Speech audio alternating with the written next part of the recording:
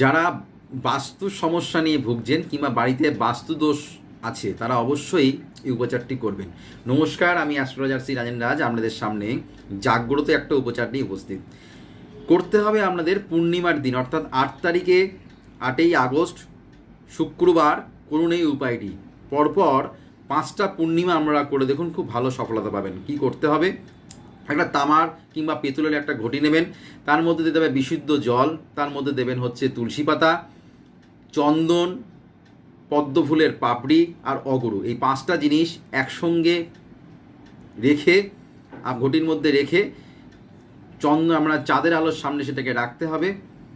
সেটা আপনারা কিছুক্ষণ 2 ঘন্টা 3 ঘন্টা রাখার পর পরের দিন সেটা আপনারা সদর দরজায় ছিটিয়ে দিন কিংবা সারা ঘরে কিংবা সারা বাড়িতে আপনারা ছিটিয়ে দিন। দেখুন, করে দেখুন, খুব ভালো সফলতা পাবেন। নমস্কার, জয় শ্রী গণেশ।